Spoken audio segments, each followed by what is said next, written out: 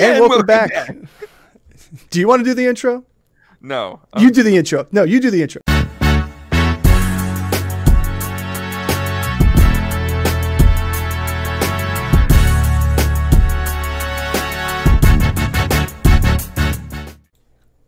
And welcome back to a fantasy football podcast. I'm your host, Jono, and as always, my co-host, Chris, is here. We are in the final mock draft of our Mockathon this week. So if you haven't had a chance to check out our other ones, at the end of this video, we'll have a link to some of the others. And as always, like, subscribe, hit the notification button. And if you had done that before, you would have got the notifications when we did drop our other Mockathon mock drafts. Today, Chris and I are being drafting from the dead middle, the meat of the sandwich in the draft board, our least favorite spots to draft from, to be honest with you. So let's start it off. I'm drafting from the 6th spot. Chris is drafting from the 7. This is a 12-team standard scoring league. We have a 15-round draft where we have 1 quarterback, 2 running backs, 2 wide receivers, a running back, wide receiver flex, and a tight end, as well as a kicker, defense, and 6 bench spots. I know it's a lot. It's a mouthful. So let's start it off here.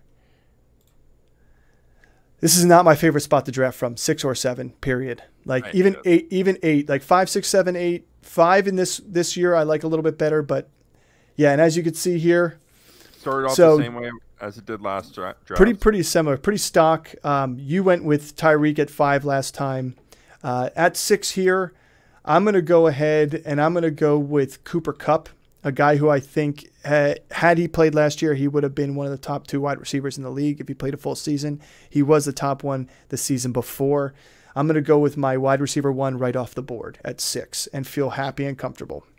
Cool. And this is where, you did it last draft at the 9th or the 8th position. I'm going to do it here at the 7th. This is a perfect spot for Travis Kelce. So I'm not in love with, I think I can get one of the running backs that I like later on. And, with the top wide receivers off the board, Diggs is the only other one that I would pick here, but I'm going to go with Kelce. I like it. Yeah, 7, 8, 9 is like the first time I'll start taking a look his way. Bijan, Saquon, Diggs, Mahomes, CeeDee Lamb, and St. Brown go for Team 12 at the turn. Jonathan Taylor, Nick Chubb, A.J. Brown, Derrick Henry. And again, the Taylor situation is something to look out for. Him at the 2-2 may not be way he's going to be falling. This is just where he's going currently in ADP for sleeper. Yeah, and here now on the swing, Derrick Henry was the guy I really kind of wanted to snag right here. And with him being gone, the next guy up is Josh Jacobs. And it's not that I don't like Josh Jacobs, but I would have been more comfortable getting Derrick Henry, but instead of one of the top pass catchers. And I just can't pass up on Garrett Wilson. I know Devontae Adams is still there, but I can't pass up on Garrett Wilson. I've really not been in a lot of positions to draft him this year, and I would draft him here as my top pass catcher. And I'm kind of in the same spot. It would be nice to get Josh Jacobs as my top running back if I knew he was going to be there. Same thing to go with Tony Pollard. I feel pretty comfortable there as well. I have Devontae Adams sitting me right in the face here. Literally sitting there, Cooper Kupp. I'm going to not let that get the best of me because I'm going to try. I would really want to go for a nice, well-balanced team here. And like a well-balanced breakfast. Well-balanced breakfast, yeah. I'm going to go with Devontae. I just said it. No, I'm going to go with Josh Jacobs here, the reigning rushing champ. I think he comes back. Maybe he doesn't fully play week 1, but I think he's going to be a stud for the full season. He's going to have a average points per game basis pretty high up there for running backs. Jalen Waddle, Devontae Adams, Tony Pollard, Chris Olave, Ramondre Stevenson round out the 2nd round. To start the 3rd, Team 1 went with Jalen Hurts, T. Higgins, Josh Allen right after him, Breece Hall, who I was hoping would swing back to me here, and Mark Andrews, the other guy that if Breece wasn't there, I would go for. So now I'm sitting in a position that I don't know if I love Najee as my running back 2.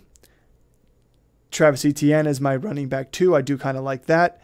But I think there's a wide receiver here in Devontae Smith that he's the last of his kind of tier here, a guy that had a fantastic season last year. And I expect we all know that A.J. Brown is a fantasy freak and he has these massive big games, but like tried and true, the Mr. Consistent with that team was Devonta Smith, and I know he's going to be the guy that's open more times than not.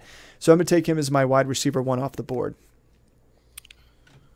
Yeah, I'm going to take ETN again as my RB1. I think this is a really good spot for him to go, and I like having him as my top runner. Burrow, Najee, Metcalf, Gibbs, and Deebo Samuel round out the 3rd round. 4-1 is Joe Mixon, Calvin Ridley, Lamar Jackson, Keenan Allen, TJ Hawkinson, back to Chris at the 4-6 pick. Yep, and this is one of the 3 players that I kind of wanted to fall to me in the following round. The other 2 were going to be running backs, but they both got snagged up. So I am going to I'm not in love with Kenneth Walker this season with Charbonnet being there, and I'm not entirely sold on Aaron Jones this season. So, but Amari Cooper is sitting there, and I'm going to go and snag up my 2nd wide receiver. And here's the thing is I'm a little bit more comfortable with Aaron Jones this season. But there's another running back on this list that I don't think makes it back to me. And I want to leave the 4th round with 2 running backs and 2 wide receivers in this draft. I could punt Justin Fields and Justin Herbert here and be happy if Herbert falls to me in the 5th. I'm glad to take him. But I'm going to go with Dameon Pierce. I'm going to go with the main running back in Houston, the guy who's going to get the first dibs up, and he has the upside of being a top 10 guy. Upside. Take me on my wayward son. That's going to be a team name there. There you go. We can't sing that. Oh, yeah. We don't have copyright. Disregard. Oh, sweet baby. So Jesus. Kenneth Walker goes. Justin Herbert goes, so I missed on him. McLaurin, Dobbins, Aaron Jones, all the way back to D-Hop in the start of the 5th, Miles Sanders, Drake London, George Kittle, Cam Akers. And look at one of the 2 Justins fell to me. And it's not Timberlake. So I'm going to bring Sexy back for the leading rusher in quarterbacks last year. You see what I did there? And I'm going to go Justin Fields in the 5th round. Good. I'm bringing Justin back. Yeah. And I'm going to draft this guy because if he comes with me, I'm going to live, okay? And that's James Conner. James Conner. Conner. DJ Moore, Dallas Goedert, Alvin Kamara, Chris Godwin, Christian Watson round out Team 12. Then you've got Hollywood Brown to start the 6th round, Brandon Ayuk, Jerry Jeudy, DeAndre Swift, and Alexander Madison all the way to you at the 6-6. 6-6. Yeah. So now I love the fact that there's these 2 guys are sitting here for me in the 6th round here, because even if you take one, I'm getting the other. Yeah, I mean, I like. I'm assuming you're talking about the wide receiver position, but I really like Tyler Lockett over Mike Williams, and so I always find it hard to be in this position if like he's the next guy down, and I'm looking for another pass catcher to pass up on Tyler Lockett because I love him. So I'm going to snag Tyler Lockett. Yeah, and I was talking about Lockett and Williams here because we had a big run on Godwin, Hollywood, Ayuk, some of those guys that are in that group. That's like right before you start to drop down. You got Christian Kirk in that there too. To me, I think the Chargers are going to be the highest scoring offense in the NFL this year. I think they're going to increase their tempo may not be as increased or maybe the same, but they're going to be a little bit more balanced, allowing the passing attack to really open up. And the deep threat, big play guy is Mike Williams. So I'd love to get Mike Williams here. Go ahead. I was just going to say Kyle Pitts or Darren Waller would be somebody that I'd possibly get here in the 6th round because the 2 of them are there and it's good value in the 6th for one of those guys. But I'm okay passing up on them for this guy. Yeah. What I was going to say with Tyler Lockett is like he's being drafted in the 6th round, but in both times I've drafted him, he's been my wide receiver 3. How do you not love that as your wide receiver 3? Yeah, I agree. So here, going into the 7th round, Lawrence went, Kirk, Kyle Pitts, Rashad White, and Darren Waller rounded out the 6th. Pittman started the 7th. Then you had a run on running backs with Javonte Williams, Montgomery, Dalvin Cook, and Mike Evans at wide receiver. Montgomery was going to be my choice here to go with my RB3. I don't want James Cook as my RB3 here. In fact, I want to take the upside on this rookie receiver here, and I'm going to go with JSN. as my wide receiver 3 off the board. Or sorry, 4 off the board. And I'm not going to get screwed again, so I'm going to go ahead and take my quarterback here and get Tua. Yep. Deontay Johnson, who I think will have a progression in touchdowns. Deshaun Watson goes. Pacheco. Well, you can't have a regression. Exactly. You can't have less than 0. Addison, Quentin Johnston. Well, maybe if he scores one and it's getting taken away. Does that count as progression? Yeah. That's true. Addison, Quentin Johnston, James Cook, George Pickens, Freiermuth, Dotson, Burks. I was hoping Dotson would come back here too as well. Me too. But up here at the 8-6 for you. Yeah, at 8-6, I have AJ Dillon, Antonio. Like I have to draft running back at this point, so I have my tight end, have my quarterback, have 3 wide receivers, and those are going to be my 3 wide receivers, barring injury for the remainder of the year.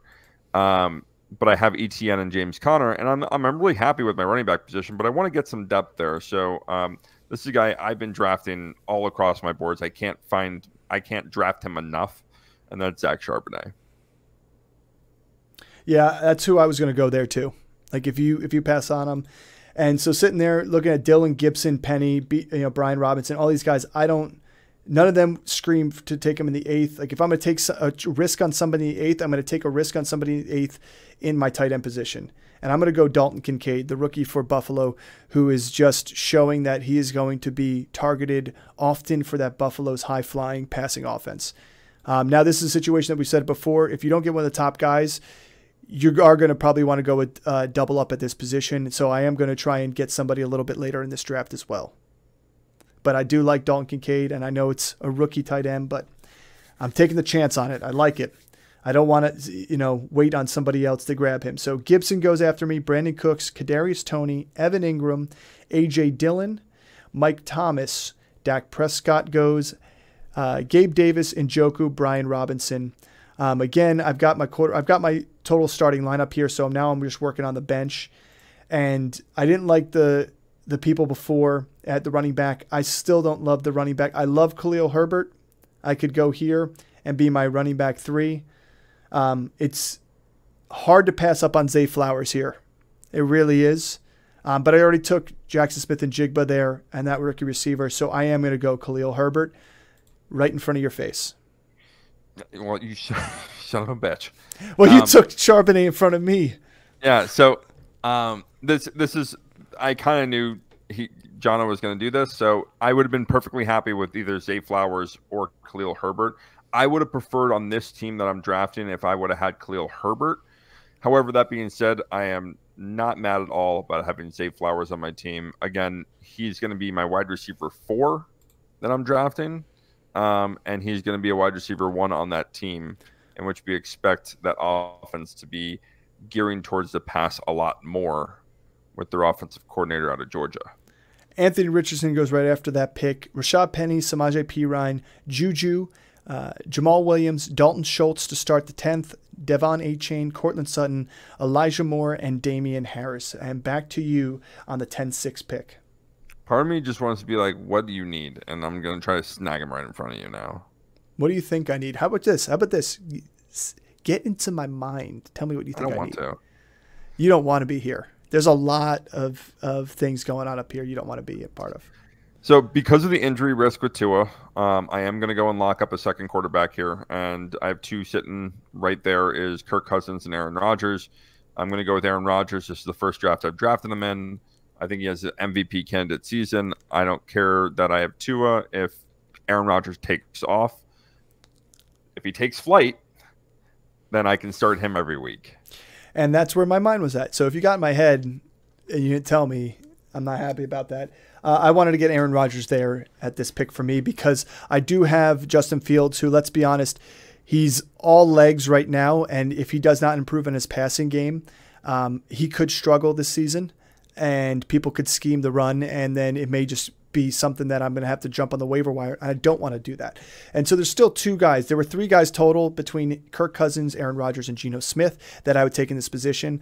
I think Geno is a little bit still underrated. I mean, they added JSN, and they gave him a whole nother weapon. He was already fantastic last year, so who's to say that he won't be better this year? But I have to say, Kirk Cousins is my guy. If you watch Quarterback at all on Netflix, he's awesome. But on top of that, you've got an offense that is going to pass the ball and probably pass the ball more because Dalvin's not there. And if Madison is as efficient as he has been while he ran the ball in the past, they're going to need to pass the ball a little bit more and push the ball downfield. And with the addition of Addison, I like him. And even if I'd be honest with you, I'd start Kirk Cousins this season and have Justin Fields on my bench, but the upside of Justin Fields is just too hard to pass up as well. Geno goes right after, as you can see. Bateman, Lazard, Okonkwo, and Kmet went at the end of the 10th. Jameson Williams, Sky Moore, Elijah Mitchell, Jacoby Myers, and Odell Beckham to start the 11th. Now I've got plenty of wide receivers here, 4 wide receivers, 3 running backs. I'm debating on Jerick McKinnon here, or I'm debating on Raheem Mostert. But I did say I wanted to try and get another tight end here. And I think Tyler Higbee or Gerald Everett are the last couple guys that I want to take a chance on. So instead of going with them right away, I'm going to go Mostert, lock in a running back, in hopes that one of those guys falls to me in the 12th. Yeah, I mean, I'm kind of in the same boat as you. Of the next running backs that were there, it was McKinnon, Algier, Mozart, or Bigsby for me. And so if you went Mozart, I'm perfectly happy with you doing that later in the draft because I can get one of those other guys. For me, I'm going to grab Jerick McKinnon here. Again, there's just a ton of upside with that offense. So I would love to have him. Tyler Boyd, Jared Goff, Daniel Jones. Those were the next 2 guys that I would have on my list if I did not have Rodgers, Cousins, or Geno, that I would be grabbing both of those guys as my quarterbacks. Dolchich, Russell Wilson, Algier, Singletary, Adam Thielen, Kendra Miller, and Zeke Elliott. And you here at the 12-6. I look at that, and he comes right back to me. So I'm going to take Tank Bigsby again. Which I would have done right there too. But because I said I was hoping one of these guys would fall to me, I do like Gerald Everett. And like I said before, I have Mike Williams. So I want a little bit of stake in another team, and I think the Rams are going to have to pass the ball. I have Cooper Kupp. I think, to be honest with you, Tyler Higbee could be the number 2 pass catcher for the Rams. I know Van Jefferson's great there, but he's going to be open more times than those other guys. So I'm going to go ahead, grab Tyler Higbee as my second guy behind Kincaid. I think that's a little bit of a sleeper pick. I know Gerald Everett's good too, but I want to change it up a little bit. Darnell Mooney, Rashee Rice, Sam Laporta goes, Deontay Foreman. First kicker off the board at the end of the 12th is Butker. Romeo Dobbs, Jonathan Mingo, Bryce Young, Jalen Warren, Roshan Johnson to start the 13th. Now here's a guy I haven't drafted much of, but I just don't know who else they're going to go to in this offense, and it's another team that's going to have to pass the ball a lot. They have 1 stud running back. They have an injured QB1. Rondell Moore, I mean, they drafted this guy. He's had some high notes and he's had some low notes. But if there's a season ever for him to see an uptick in targets and receptions and have a chance to show what he can do in the NFL, it's this season. It's Rondell Moore's season or bust. And so I'm going to take a chance on this guy and hope that he kicks it in and it could be a flex spot for me. Yeah, I think at this point I have really a lot of depth at my positions. I have Travis Kelce. I have 2 quarterbacks. I have 4 wide receivers. I have 5 running backs. So I think it's just a matter of like, who do I like and the depth that I like there. You know, this is another guy I haven't really drafted a lot of, and I know he's the number 3 or going into the season as a number 3. But I really like Zay Jones. Not just in this offense, but I really like him for if anything did happen to Ridley or to Christian Kirk. We saw last year what he can do as a number 2, which is 900 yards and 6 touchdowns. And, you know, I'm just drafting this. Like, this is more of my speculative pick. Usually I will pick like Tank Dell here. Nico Collins 5 is seconds. right here. So I'm going to go Zay Jones here. Sorry, I get a little long-winded. That's all right. Gerald Everett, Nico Collins, 3 kickers in a row to end the 13th. Derek Carr to start the 14th with Taysom Hill, Michael Gallup. 2 more kickers before you. Obviously, we're now in the kicker and defense range. Now, this is our last draft here. Tell me your thoughts when you're thinking of kickers, because that's probably the hardest position to draft. Yeah. So typically, if I'm drafting a kicker, I'm looking for 2 things. Either I'm going to get a really high end kicker that's going to be in a potent offense, or I'm going to draft. So here's a really good example is like Tennessee's kicker. If they're going to be consistent, and it was Bullock last year, not Bullock year. I don't remember off the top of my head. I can't. I'm for the life of me, I couldn't remember. But on an offense that can get into the red zone but struggles to score, those are great kickers to have. The Jets, Greg the Leg, 10 seconds. He's a great kicker. I mean, I don't care. I'll keep talking. Okay, just let it auto pick for you.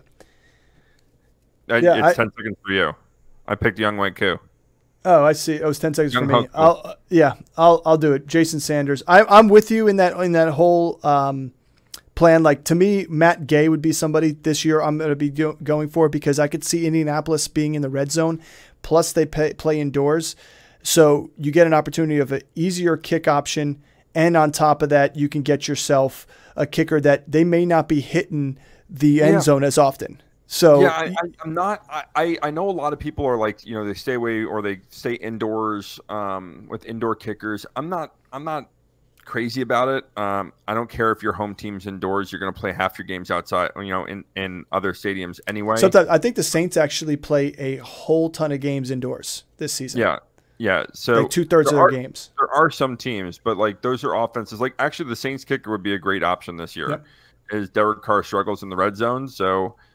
You want teams that aren't on turnover heavy teams, and teams that have good offenses but don't score a ton of points. Those are great kickers to have, not just with the Eagles kicker and the Chiefs kicker and the Niners kicker. You could always go with a Denver kicker, because you can kick the ball farther. And again, that's another offense that struggled to score points last year. Yeah. They also struggle to move the ball. They're one of the worst offenses. So they turned McManus, a high-scoring kicker, into somebody who you couldn't trust week to week. Yeah, you don't want kickers on bad offenses that struggle to move the ball, because you want teams that are able to move the ball, but they kind of suck scoring. Like I said, the Jets last year, they can move the ball, but they sucked at scoring. Yeah. And they got into the red zone enough to where the kickers are relevant. Tennessee was a good option last year. Where they can, again, move the ball, but they couldn't really punch it into the red zone. And we're talking not on goal line, but like, the 20-yarder. So, but you want some consistency from there. So I either go for those two. It's either potent offense or offenses that are good, but are low in their, stall out. And in terms of defense, and this goes for kickers too, but in terms of defense, again, I'm going to say it for the last time since it's our last mock draft, but know what your league point scoring system is. Because, for example, if you've got a defensive scoring system where everybody starts with 20 points or everybody starts with 10 points, and it can go down, you lose points as teams score points against them and yardage against them, but they can also get points for sacks and interceptions. Like, that's different than if you start at 0, which some leagues are. I think ESPN may be the one that starts at 0 and then works your way up in increments. That's much different, because then, wait till the 15th round, because at that point, it's not going to weigh that heavily on your total points scored, versus a team that starts with 10 or 20 points. That makes a difference when they're ending the end of the week at 23 points for a defense, because they stuff a team. And same thing with a kicker. Know what your points are. If you get negative points, is it only -1? Is it -3 for miss extra points? Like, what's the scoring scale? Because that'll matter more too as well, not just on who you go for, but what teams you go for. Because again, you want a guy who's been missing a ton of kicks. That's going to hurt you at the end of the day, even if he's on a high potent offense. Yeah, I'll say this on defense. This is a little freebie for my league. I need to make it competitive somehow. I won 2 years in a row, so getting. You need to stop it. This is getting real. It's weighing down my bookshelf. But for defenses, what I like to do is I will draft. Probably in the 13th or 12th or 13th round, one of the high-end defenses that I really like. Within the first couple of weeks, there's going to be a defense that no one had eyes on that emerges, and they're going to be on the waiver wire. Go ahead and drop whoever you need off your team and pick up a second defense, because there are going to be teams, even if you have an elite defense, where they're in just a bad matchup, and you don't want to have to play them. Mm-hmm. And having a second defense, I've done it each of the last 2 years, and I've won 2 years in a row because I've had defenses that I can swap in there that are two of the higher end defenses that can score me a lot of points. And that's such a huge boost, especially if you do score a lot of points from the defensive team. Special teams are great too, but you want teams like the Patriots who, they score touchdowns off their interceptions. They score touchdowns off their fumble recoveries. Those are great defenses to have. Cowboys, another big one to have. Yep. I agree with you. I agree with you there. It's not just about the turnovers, but you want to be able to score off that too, because that's 6 points. Yeah, and the big thing with defenses, and Chris says, just to give a little insight in our league, we do have a league that we do start with 20 points on our defense, but it drops off pretty quickly. So you get those defenses that are stone walls, and it helps, but it just goes to show you get a 49ers defense when they played, I believe it was last year when they played in Mexico, was against the Cardinals last year. I think that was a back and forth game for a while, and obviously the 49ers blew up on offense, but the Cardinals weren't shy either. And what would have been a great defensive game for them, it ended up being just a mediocre game for them, whereas other defenses that week. Yeah, it was a backup quarterback. Everyone thought that it was a smash play for a defense to just play in there, but that was a bad matchup, and they had bad games. And especially when you get into the championship, into the playoffs, you don't want to be sitting there saying, I hate this defensive matchup. You don't want your defense to be facing the Chiefs. You just don't, because they're going to score points, and you're just going to be, you might get 10 points from there. You want the defenses that are going to have plus matchups. I think in our championship game last year, my defenses squared off against each other. I think I had the Commanders defense and the Browns defense last year, and they were playing each other in championship week. And luckily, it didn't matter who I played, because I would have beaten you either way. But I picked up I picked up late defenses too. Earlier in the season before trade deadline, by week 10, I already had 2 defenses on my bench for the playoffs. I mean, we could talk about playoff pushes during the season for everybody, but let's do a quick recap here. Me at the 6th pick, I went Cooper Kupp because I still believe he is elite. In fact, we have him above Jamar Chase, and we have Hill also above Jamar Chase. I went with Josh Jacobs in the 2nd, and this is predicting that he is going to be back and ready to go for week 1, and if not week 1, definitely week 2, and he's fantastic. They're just going to run him to the ground there. Went Devontae Smith because the guy is a fantastic route runner and has great hands, so having him as my wide receiver 1 was the last of the guys that I felt comfortable there.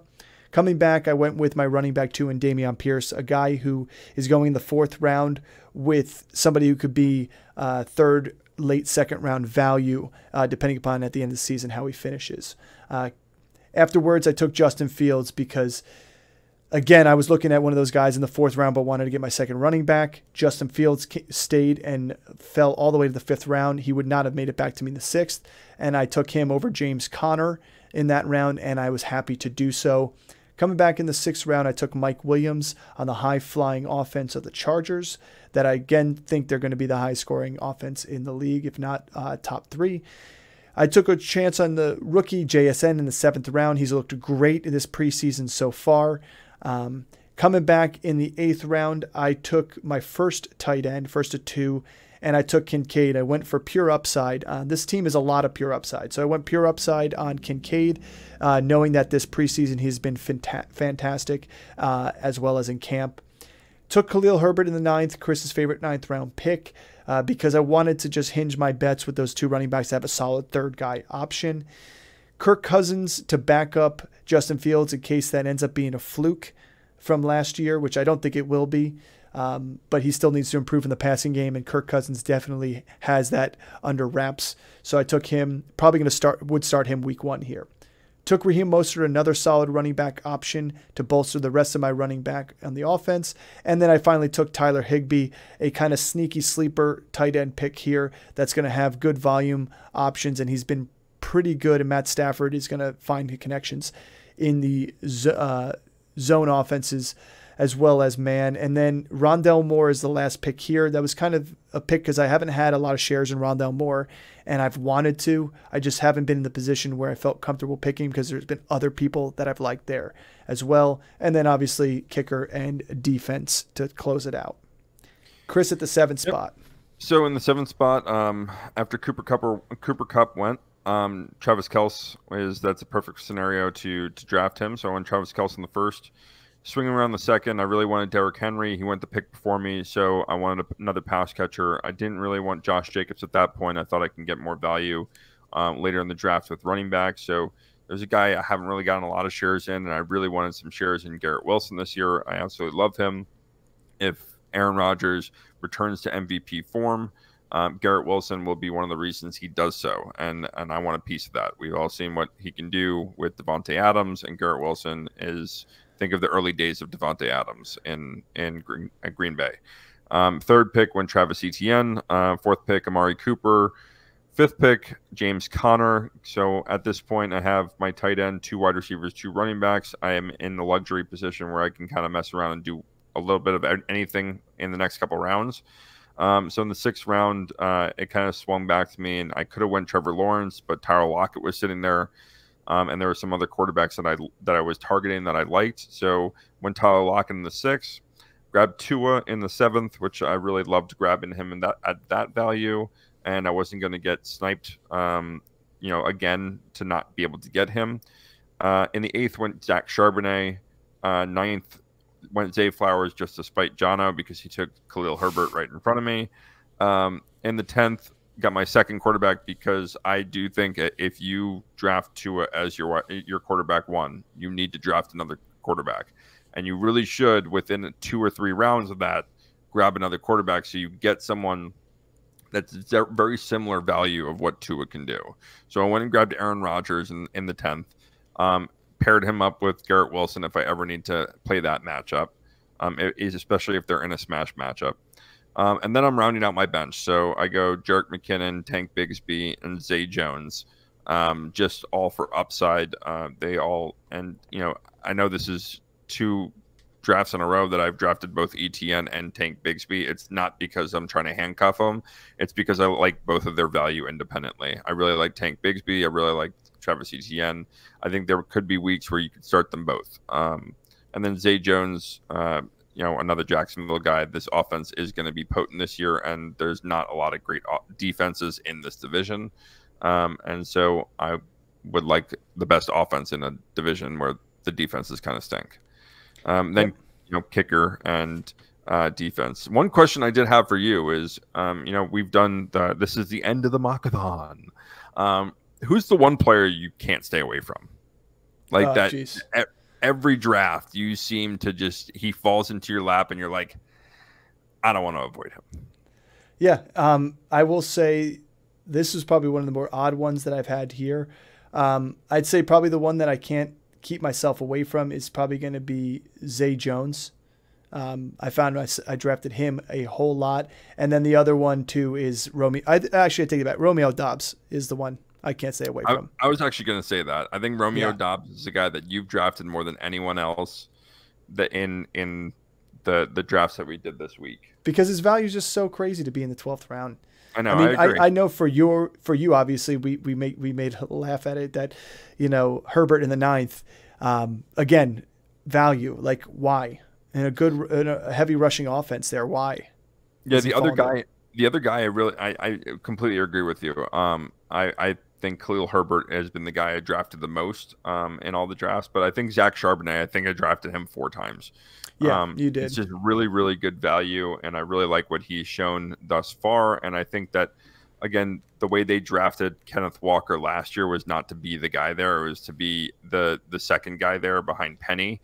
And I think Zach Charbonnet comes in, and they split a lot of the backfield, and Charbonnet looks really impressive. He's a young rookie that can handle the workload. He can do he can pass, catch the ball out of the backfield, and he is a tough downhill runner.